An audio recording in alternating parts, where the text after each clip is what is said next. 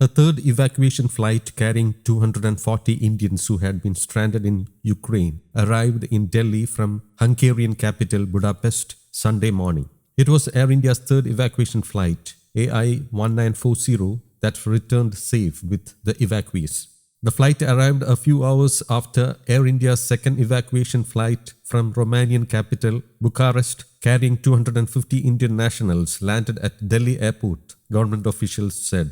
Civil Aviation Minister Jyotiraditya Scindia welcomed the evacuees at the airport by handing out roses to them. India on Saturday began the evacuation of its stranded citizens amid the Russian military offensive in Ukraine, with the first evacuation flight, AI-1944, bringing back 219 people from Bucharest to Mumbai in the evening. The second evacuation flight, AI-1942, carrying 250 Indian citizens, landed at the Delhi airport around 2:45 am on Sunday, the officials said. The Ukrainian airspace has been closed for civil aircraft operations since February 24th morning, when the Russian military attack began. Therefore, the Indian evacuation flights are operating out of Bucharest and Budapest. Indian nationals who reached the Ukraine-Romania border and Ukraine-Hungary border were taken to Bucharest and Budapest respectively by road with the assistance of Indian government officials so that they could be evacuated in these Air India flights, the officials said. The government is not charging the rescued citizens for the evacuation flights, they said.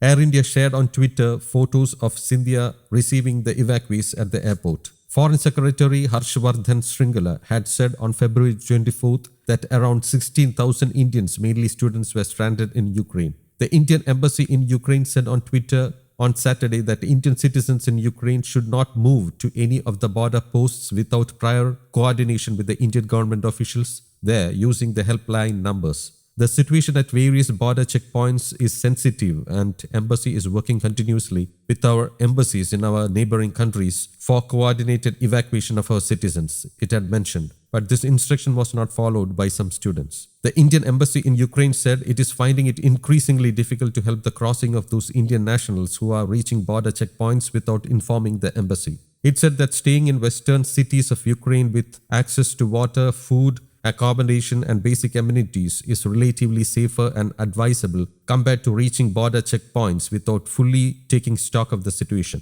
All those currently in the eastern sector are requested to continue to remain in their current places of residence until further instructions. Maintain calm and stay indoors or in shelters as much as possible with whatever food, water and amenities available and remain patient, it said.